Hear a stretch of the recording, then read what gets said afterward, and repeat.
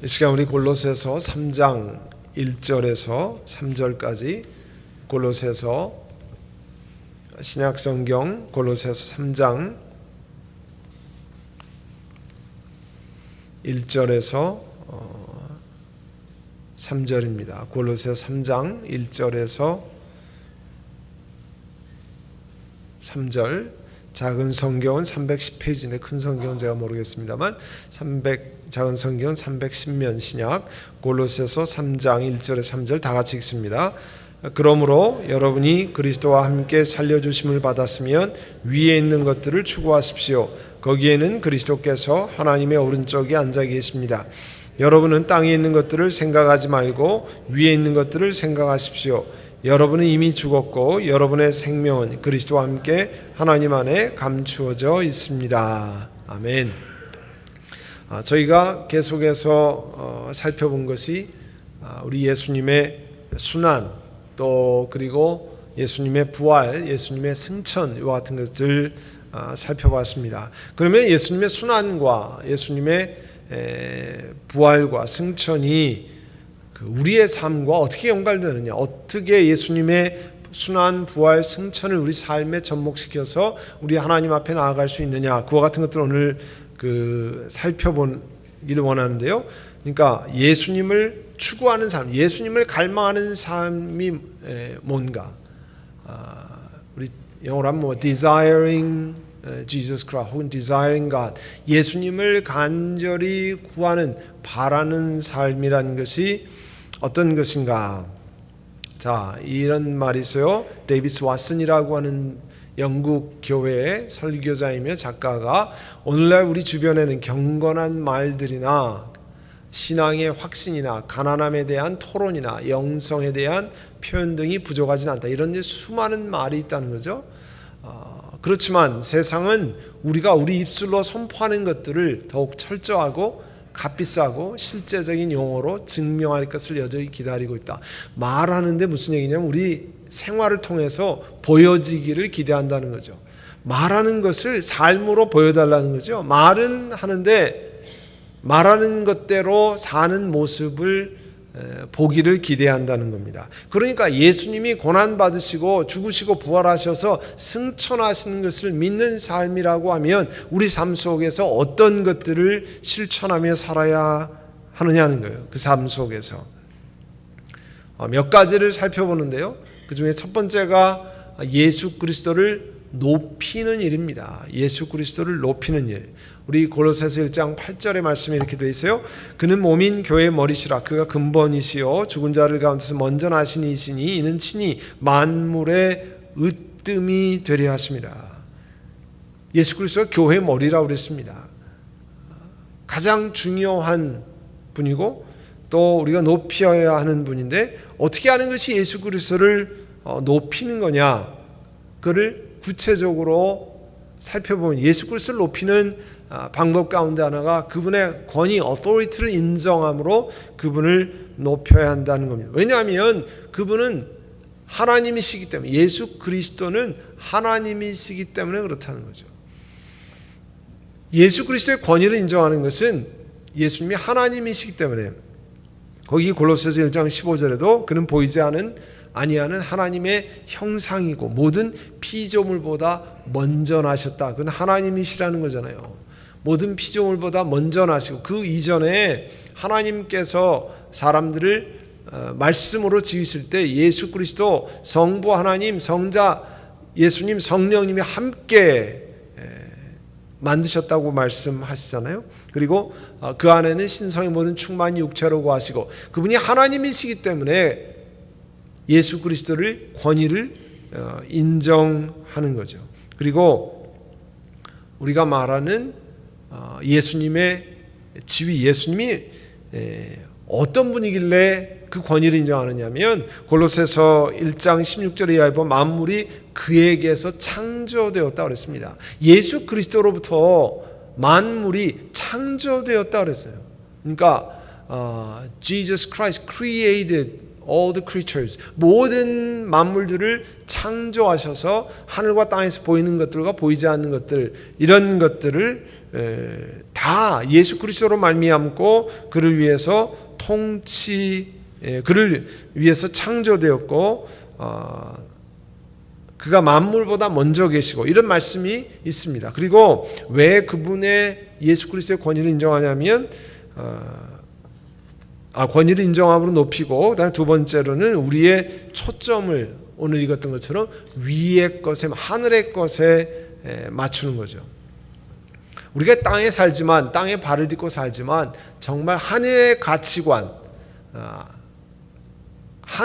하나님의 말씀을 통해서 가르쳐 주시는 생명의 그 가치관의 관점을 가지고 이 땅을 살아가는 그거 이제 우리가 월드뷰라고 하는데 세상에서 보는 똑같은 재물, 돈, 머니라고 해도 사람의 관점, 즉 세상의 관점하고 하나님의 관점하고는 다르잖아요.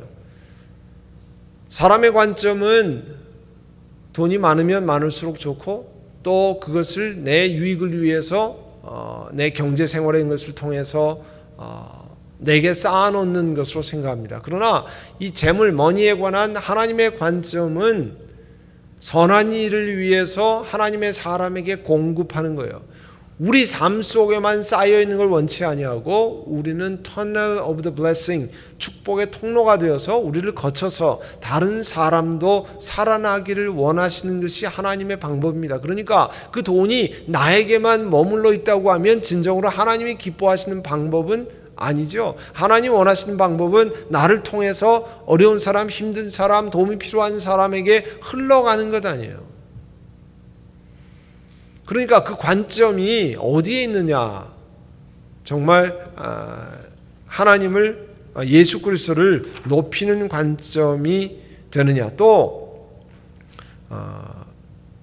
우리 삶 속에 하늘의 관점을 가지고 여러분이 일터에서 사람과의 관계 혹은 다른 사람을 가지고 결정하느냐? 오늘 낮에도 그 상록회 어른들 말씀을 전하면서 로마서 12장 9절 이하의 6절 이하의 말씀을 나누는데요. 거기 보면 다 악을 악으로 갚지 말라고 그랬어요. 그리고 선함으로 사람들을 대하고 세상은 물론 선하게 살고 뭐 이렇게 하는 게 있지만 일반적으로 악한 것을 뻔때를 보여줘서 더 이상 나를 괴롭히지 못하게 만들고 또 나를 힘들게 하는 사람을 어떻게 하든지 내 힘이나 모든 것을 통해서 나를 괴롭히지 못하게 그렇게 하는 거지만 하나님의 방법은 원수 갚는 것을 하나님께 맡기고 하나님께 구하고 힘들고 어렵더라도 선한 일을 도모하고 악을 악으로 갚는 것이 아니라 그를 사랑으로 악한 것이 잘 됐다 그런 뜻이 아니고 악한 것이 옳다 그런 것이 아니고 그 악한 사람이 악한 것에서 돌이켜서 회개해서 하나님 앞에 나올 수 있도록 하는 게 그게 하늘의 관점이잖아요. 그러니까 사람과의 관계 속에서도요 예수 그리스도가 중심이 되어서 관계 설정을 한다는 거예요. 그러니까 어떤 관계를 하는 거냐면 성경에 골로새 3장 18절에 보면 그 남편에서 아내가 복종을 통해서 하나님이 높임 받으시는 하나님 말씀을 통해서 그러면 이 말씀만 보면 여성이 아니라 아내가 억울하잖아요. 네?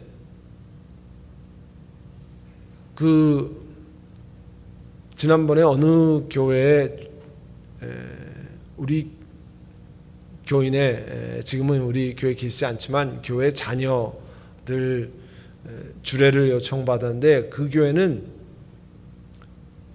주례자랑 인터뷰를 해야 된다는 거예요. 딴 교회 사람이 와서 주례를 할 경우에. 그러니까 제가 다른 교회 가서 주례를 하는데 제가 그 교회에서 주례를 할 수 있는 사람인지 확인한다는 거예요.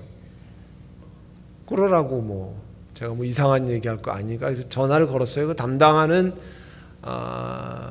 부교육자가 있는데 저랑 통화했어요. 제가 누구누구 결혼식 주례를 하는데 뭐라고 얘기를 하냐면 설교할 때 혹시 아내들이여 남편에게 복종하라 이런 거 설교하면 안 된다는 거예요. 내가 뭘 설교할지 그 사람이 알지 못하지만 그런 거 설교하면 안 된다는 거예요. 자기네가 믿는 바에 어긋난다는 거예요. 자, 성경에는 남편에 대한 아내의 복종만 있습니까? 그것으로 끝입니까? 예? 이것으로 끝, 피리어드 하면 아내가 손해보는 것 같잖아요. 그러나 성경에는 아내에 대한 남편의 사랑을 뭐라고 표현했어요? 예수 그리스도가 교회를 위해서 자기 몸을 주신같이 사랑하라고 그랬어요. 그러니까 아내가 남편에게 순종하는 것과 비교되지 않게 예수 그리스도가 자기 몸을 교회를 위해서 주심같이 자기 아내를 사랑하라고 그랬어요. 그러면 그냥 객관적으로 따지면 누가 손해요? 아니, 대답 좀 해보세요. 누가 손해요? 사실은 남편이 손해인 거예요. 그대로 따지면, 경중을 따지면 자기 몸을 내어줌 같이 희생하고 아내를 사랑하라는 말씀이에요. 그러니까 성경의 말씀을 한 토막만 딱 잘라가지고 얘기하면 되는 것이 아니라 진정으로 이것은 예수 그리스도께서 우리 온 인류를 위해서 내어주신 같이, 교회를 위해서 내어주신 같이 그만큼한 희생을 가지고 남편은 아내를 사랑하고 아내는 남편에게 순종함으로 남편을 높여서 하나님의 역사하심을 기대하는 거예요. 실제로 훨씬 어려운 것은 남편이에요. 문제는 제대로 못해서 그렇지. 네? 그러니까 아내들이 화를 내는 건지 모르지만 어쨌든 성경 말씀은 제대로 이야기하면 예수 그리스도를 중심으로 해서 한다고 하면 사실 남편이 훨씬 더 많은 희생과 그런 것을 하도록 말씀하시는 거예요. 그거를 생각지 않고 한 부분만 그냥 submission 혹은 복종, 오베 이런 말만 가지고 그건 안 된다 이렇게 현대적인 세상의 관점으로만 얘기하면 안 되는 거죠. 뭐냐면 죽기까지 내어주기까지 사랑하라고 그랬으니까. 또 예수 그리스도를 중심으로 살아간다고 하는 것은 여러분이 만약에 어느 직장의 인플로이 종업원이면 그 종업원이 정말 accountability, 책임감을 가지고 그 직장에서 충성을 다하고 주인을 높임으로 말미암아 예수 그리스도께서 높임을 받으신다는 거예요. 반대로 고용주가 employer면은 여러분이 고용하는 사람이면 그 고용하는 사람이 정말 사랑으로 종업원들을 대하고 그들의 후생복지나 이런 것을 신경 쓰는 것을 통해서 예수 그리스도 중심으로 살아간다는 거예요. 그러니까 사실은 우리가 일터에서 내가 어떤 모습으로 살아가느냐는 게 대단히 중요하잖아요. 교회에서 봉사하는 모습이 아니라 더 중요한 모습은 일터에서 내 직장의 상사와 나의 동료와 혹은 주인으로서 인플로이들과 어떤 관계를 가지나 통해서 예수 그리스도를 주로 섬기는 모습이 반영된다는 거예요. 나타난다는 거예요. 리플렉트 된다는 거예요. 그래서 정말 중요한 것은 세상 안에서 그리스도의 삶이 빛과 소금의 역할이 일어나야 되잖아요. 그게 사실 어려운 일이에요. 그래서 우리 신앙인들은 교회 안에서 영적인 re-energize with the Holy Spirit, 성령으로 다시 힘을 얻어서 세상에 가서 그 세상에 빛을 비추고 세상을 짜게 만들고 부패하지 않게 만드는 힘을 얻어야 됩니다. 어디에서요? 교회 예배 생활에서 혹은 성경 나눔을. 우리끼리 그냥 좋아하자고 모이는 것은 절대 아닙니다. 그 은혜를 얻어서 나가서 영적인 정말 폭탄이 되어서 거기서 터져야죠. 교회 안에서만 터지면 안 되는 거예요. 교회 안에서 컨플릭트가 생겨서 터지고 온 에너지를 교회 안에서 쌈박질하고 갈등 해결하는 데 다 터지면요, 세상에 나아가서 생명의 빛을 전할 에너지가 없잖아요. 사람의 에너지는 한계가 있기 때문에 한쪽에서 다 소진하면 다른 쪽에서 쓸 수 있는 에너지가 없습니다.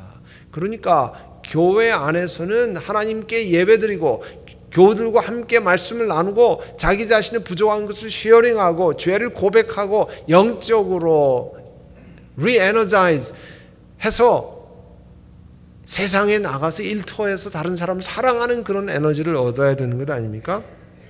자, 그렇게 예수 그리스도를 높이고 그 다음에 어떻게 우리 삶 속에서 하느냐? Following Jesus Christ. 예수 그리스도를 따르라 하는 거예요. 따르라. 예수님께서 제자를 보고 Follow me. 나를 따르라 그랬어요. 월터 헨릭슨이라고 하는 분이 이렇게 말했습니다. 예수님의 제자로 따르는 길은 하나님의 무한한 자원을 끌어다 쓸 수 있는 좋은 기회이며 우리의 삶이 특별하게 사용될 수 있게 하는 비결이기도 하다. 제자로 주님을 따를 때 우리가 하나님께 은혜를 베풀어 드리는 것이 아니라 하나님이 우리에게 은혜를 베푸시는 것이다. 여러분, 이게 무슨 말이에요? 우리가 제자로 따르는 사람들, 내가 십자가를 지고 내 자신을 부인하고 힘들다. 나는 내가 제자로 되는 것, Being a disciples of Jesus Christ, 예수 그리스도의 제자가 되는 거, 내가 십자가를 져야 되고 나 희생해야 되고 힘들어서 나는 못합니다. 그거는요, 초입에만 물가에 발만 담글 때 하는 얘기입니다.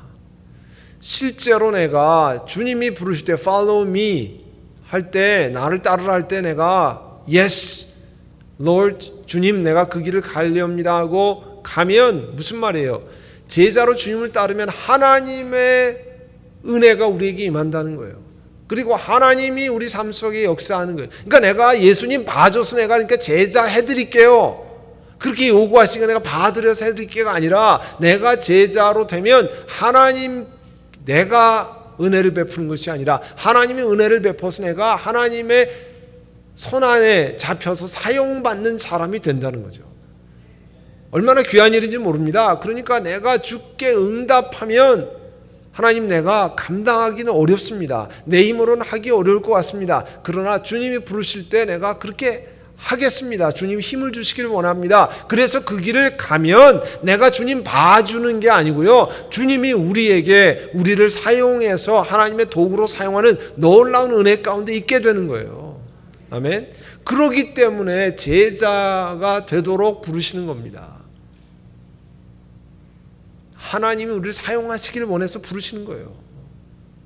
그런데 우리는 지레 이렇게 하면 내가 뭘 희생해야 되고 뭘 해야 되고 이렇게 하면 내가 굉장히 손해보는 것 같은데 따져보니까 내가 아닐 것 같은데 아닙니다. 그게 아니고요, 사실은 나중에 따져보더라도 비교가 안 됩니다. 하나님이 주시는 은혜와 하나님이 주시는 은총과 비교가 안 돼요. 주님 앞에 말씀대로 순종하면, 우리 지난번 부흥회 때도 오늘 이 책에도 나오는데요, 베드로가 따졌으면 절대 배 오른편에다 그물을 안 던집니다. 그렇잖아요.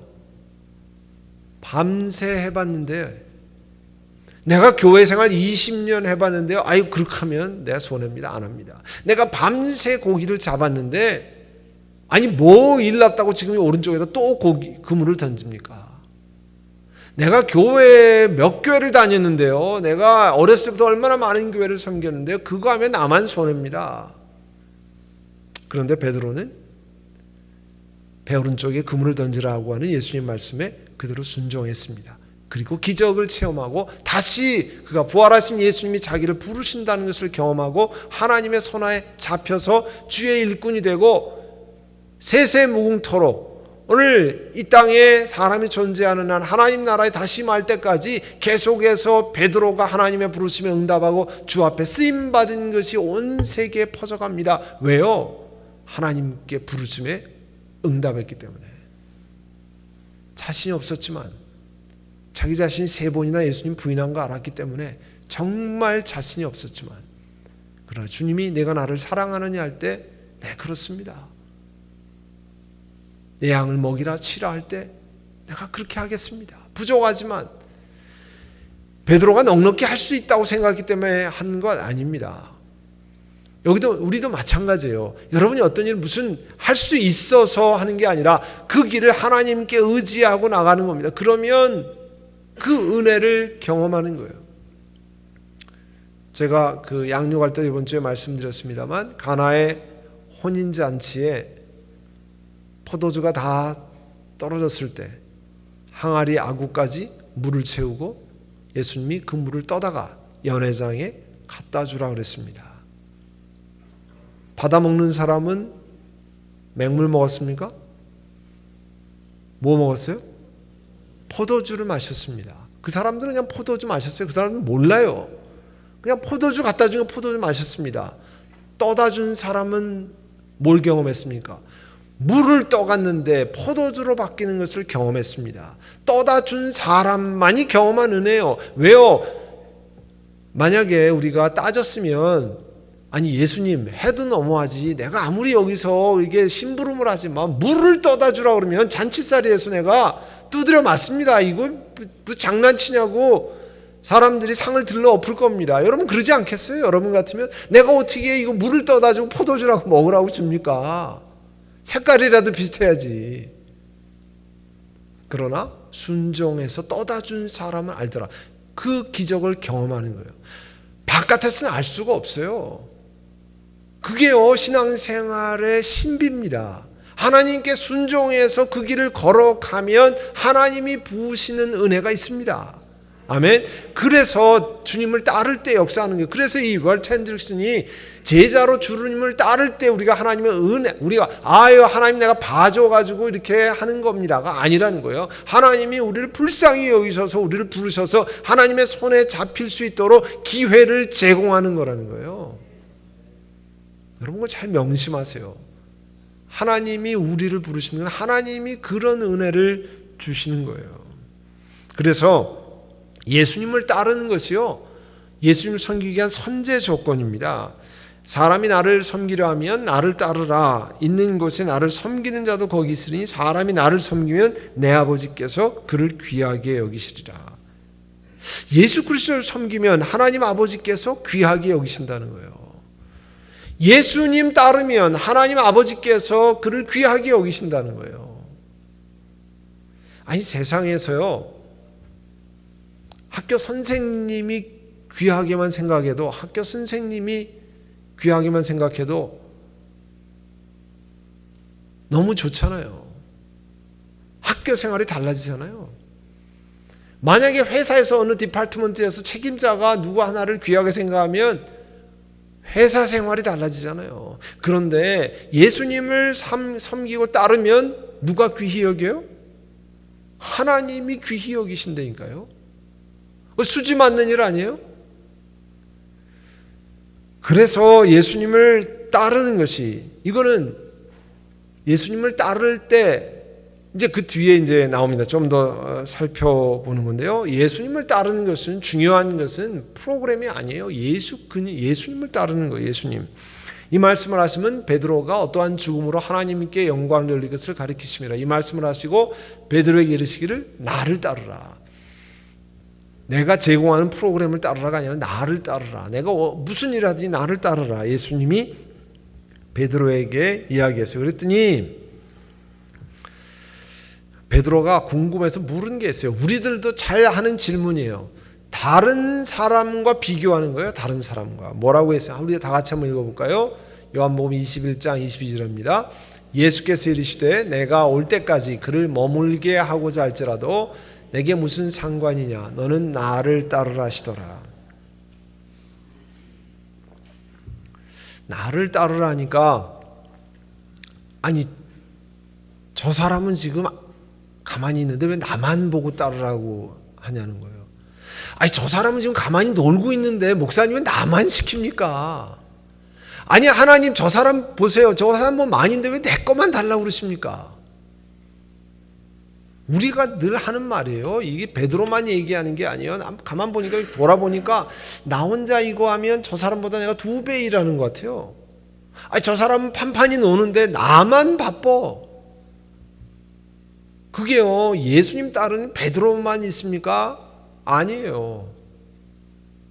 우리 하나님 섬기는 일에 오늘날의 교회에서도 우리 교회에서도 날마다 일어나는 일이에요. 근데 예수님이 그를 머물게 하고자 할지라도, 다른 말은 그 앉아서 편히 쉬게 할지라도 네가 무슨 상관이냐? 너는 나와의 관계 속에 섬기는 거지 저 사람보다 더 섬기고 저 사람보다 덜 섬기는 게 아니라는 거예요. 너는 나를 따르라 하는 거예요. 자, 성경 우리 한 구절 같이 찾아봅니다. 고린도전서, 화면에는 없어요. 고린도전서 3장 8절. 고린도 교회에게 하는 말씀이에요.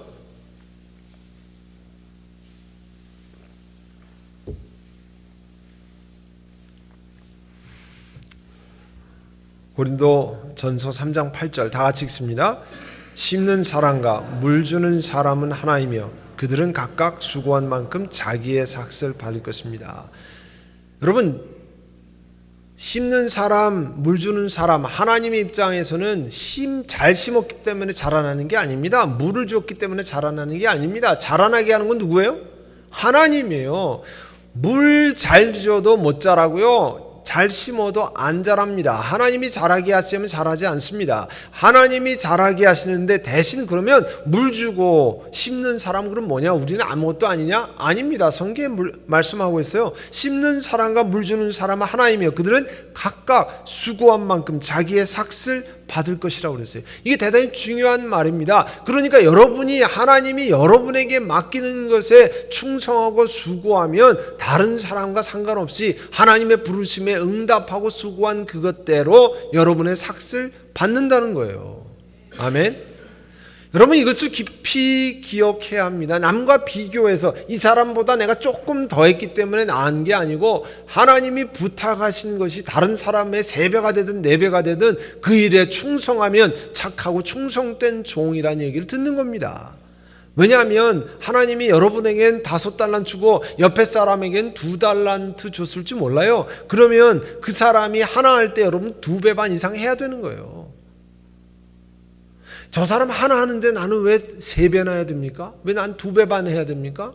하나님의 입장에서는 너는 그 사람보다 그 사람 2달란트 받은 넌 5달란트를 내가 줬잖아. 그러니까 하나님이 5달란트 하도록 부탁하는 건데 그걸 깨닫지 못하는 거예요. 산술적으로만 상대적으로만 계산하면 안 되는 겁니다. 그 사람이 쉬고 앉아 있을지라도 하나님이 나를 부르셨다고 하면 그 사람과 상관없이 나는 하나님의 부르심에 충성하면 성경에 말씀하신 대로 심는 사람과 물 주는 사람이 하나이지만 수고한 만큼 자기의 삭을 받는다는 거예요. 그런 영적인 진리를 기억하고 하나님 앞에 나가야 됩니다. 하나님 만월의 여김을 받지 않는다고 그랬잖아요. 소홀히 여김을 받지 않고 사람이 심는 대로 거둔다고 그랬어요. 많이 심으면 많이 거두고 적게 심으면 적게 거둔다는 거예요. 문제는 늘 적게 거두고 많이 타려고 하는 이 대박 심리가 있어가지고 어떻게 하든지 조금 심고 많이 거두려고. 그런데 성경의 법칙은 많이 심어야 많이 거두고 적게 심으면 적게 거둘 수밖에 없다는 거예요. 하나님의 나라의 영적인 법칙입니다. 예수님을 따를 때 그것을 우리가 기억하고 주의 교회를 섬겨야 돼요. 그러니까 다른 사람과 비교해서 이 사람은 왜 구역장 2년밖에 안 하는데 나는 왜 4년씩이나 하라고 그렇게 나를 그러냐. 이번 가을에 그런 얘기 하지 마세요. 여러분 4년 아니라 10년 아니라 20년이라도 하나님의 인도하심이 있으면 하시는 거예요. 여러분 그 백화점 왕 갑자기 그분 이름이 생각이 안 나네요. 워너메이커 그 사람이 주일학교 교사를 55년인가 그렇게 했잖아요. 저 사람은 5년밖에 안 하고 쉬라고 그러는데 나는 왜 이렇게 많이 합니까? 그게 아니고요. 그는 55년을 하면서 나라의 최신부 장관을 하지만 조건이 있었잖아요. 나에게 주일학교를 할 수 있는 조건으로 주일마다 기차를 타고 워싱턴 DC에서 그 옛날에 필라델피아로 갈 수 있게 허락해 주면 내가 나라의 장관을 맡겠습니다. 우리 같으면 이런 바보 같은 이야기를 주일학교를 못해도 장관을 해야지 그게 무슨 소리냐. 그게 아니고 그는 하나님의 부르심 받아서 그 부르심이 내게 있다고 믿기 때문에 장관을 못해도 주일학교 교사를 하겠습니다. 여러분 그런 주일학교 교사들이 있으니까 그 주일학교 여러분 사진 찍어보면요 3,000명이 모여 앉아 있어요. 몇천 명이 모여 앉아서 교사 하나에 이렇게 아예 의자도 그렇게 만들었어요. 교사 한 사람이 이렇게 부채꼴로 탁 책상을 만들어서 하도록 큰 강당에 주일학교가 꽉 차 있습니다. 여러분, 그러한 사명과 그런 게 있기 때문에 주일학교를 섬기고 그렇게 하는 게 아니에요. 여러분, 그런 사명을 가진 주일학교 교사, 그런 사명을 가진 성가대원, 그런 사명을 가진 파킹 사역장 요원, 그런 사명을 가진 구역장, 선한목자교회에서 구역장 30년 근속상, 50년 근속상 나오면 얼마나 좋겠어요. 아멘. 예. 여러분, 그런 사명이 있어. 내가 한 사람을 섬기고 한 사람을 세운다고 하는 그런 마음이 있어. 그 한 사람이 세워지는 것을 보고 기뻐하고 즐거워하고 감사하고 감격하는 그런 것이 있어야 되는 거 아니에요? 남들과 비교해서 왜 나만 못 살게 굽니까, 목사님은? 여러분, 이번 겨울에는 그런 소리를 하지 않으시도록, 하나님이 그런 부르심이 있으면, 내가 부족하지만 또 하기를 원합니다. 내가 구역장 10년 차지만 내가 11년 차, 12년 차도 하나님의 인도하심이 있으면 하기를 원합니다. 그래서 우리 구역에 한 사람이라도 더 하나님 말씀을 가까이 하는 사람이 생긴다고 하면 여러분, 그런 좀 사명을 가지시기를 바랍니다. 그 다음에 예수님을 따른다고 하는 것은 우리 이타적인 삶, 다른 사람을 위하는 삶을 사는 것이다. 예수님이 이르시되 내가 온전하고자 할진대 가서 내 소유를 팔아 가난한 자들에게 주라. 그리하면 하늘에서 보화가 내게 있으리라. 그리고 와서 나를 따르리라. 이거는 이제 자발적인 가난, voluntary poverty라고 하는데요. 하나님이 그 주신 은혜를 따라서 내가 경제적으로 넉넉하지 않도록 내게 주신 것을 나누어서 다른 사람을 세우고자 하는 그런 은사가 있는 것. 개인적으로나 교회적으로나 그런 일을 실천하는 그런 은혜가 있으면 또 그런 은혜대로 함께 나누어서 남을 위하는 일들을 계속하는 것.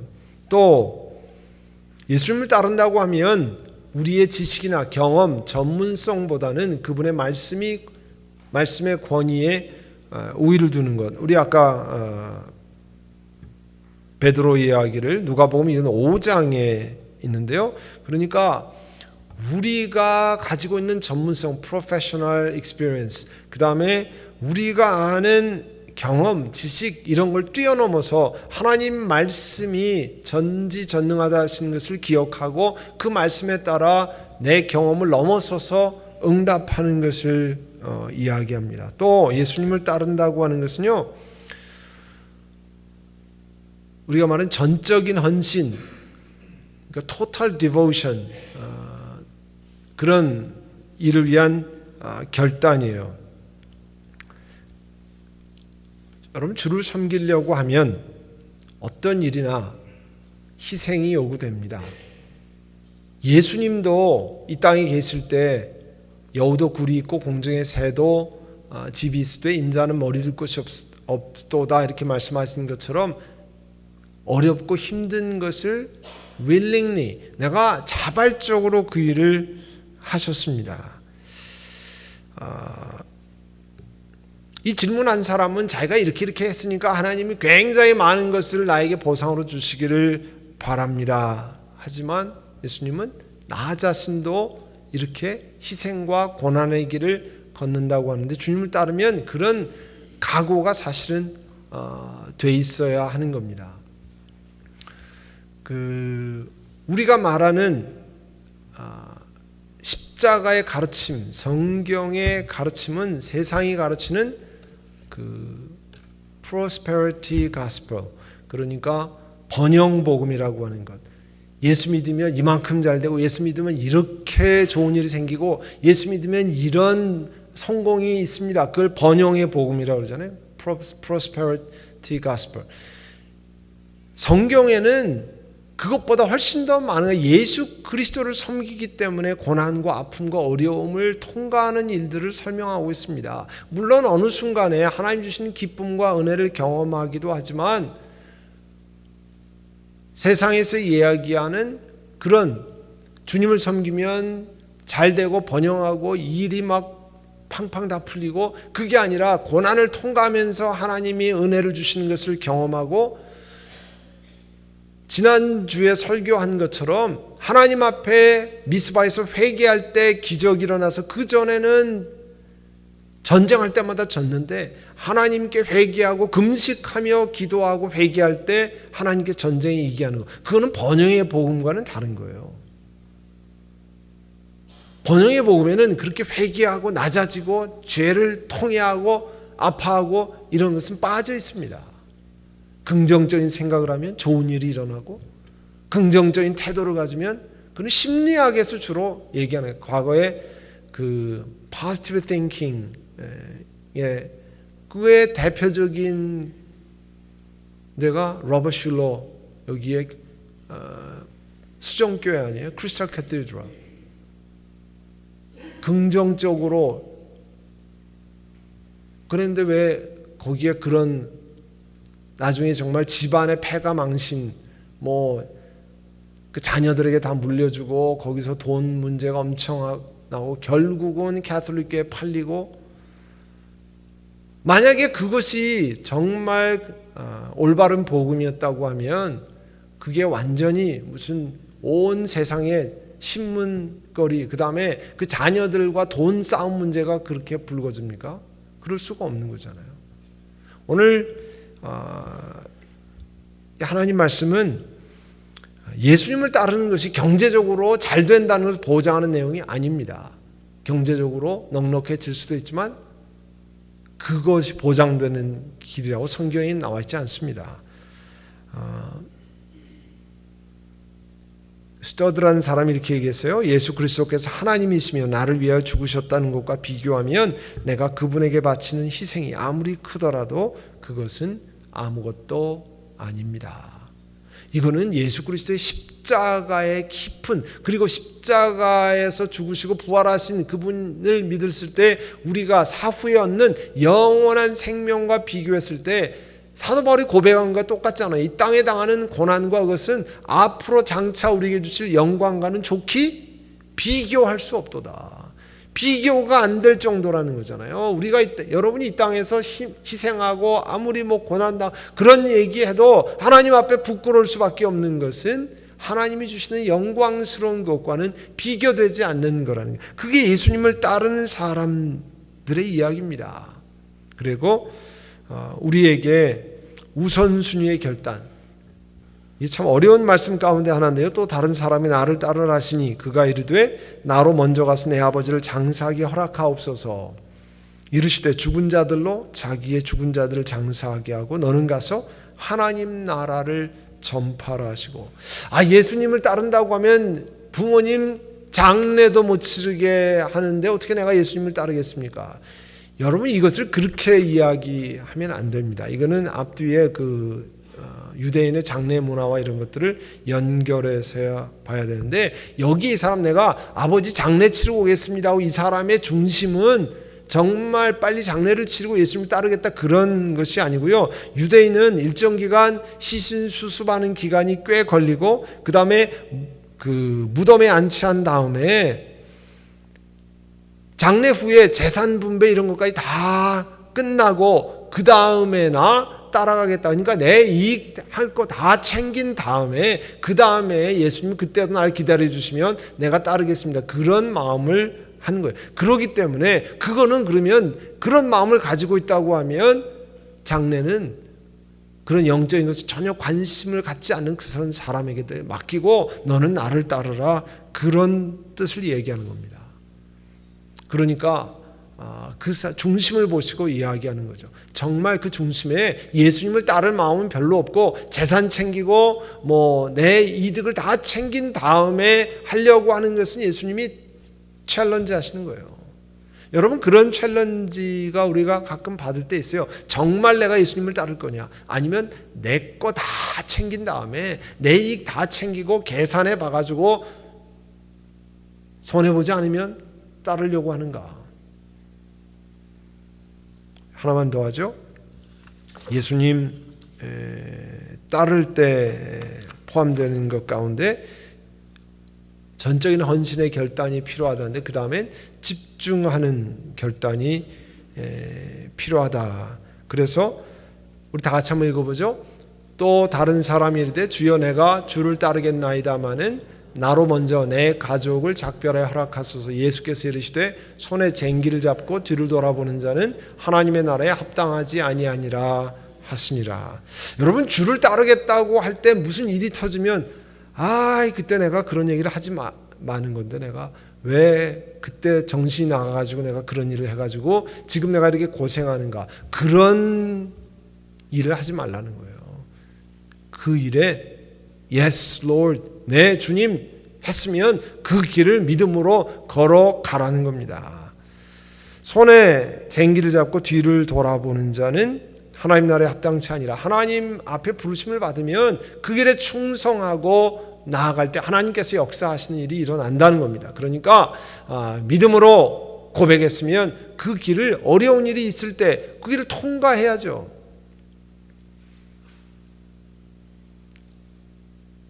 암초를 만나면 돌아갈 것이 아니라 만약에 하나님의 은혜가 넉넉해서 물이 쫙 불어나면 그 암초를 넘어서 넉넉하게 갈 수 있는 그런 은혜를 구하는 거예요. 그래서 주의 일을 하다가 어려운 일을 만나면 우리가 하나님 앞에 기도하고 엎드리고 간구하고 하는 것은 하나님이 넉넉한 은혜를 주셔서 넉넉히 그 길을 넘어갈 수 있도록 하는 거예요. 여러분, 배를 타고 갈 때 수심이 낮아가지고 막 바닥에 긁히고 하면 배가 안 나가잖아요. 그러나 물이 넉넉한 데 가면요, 그 노절 때마다 배가 쑥쑥 나갑니다. 그런 건 마찬가지예요.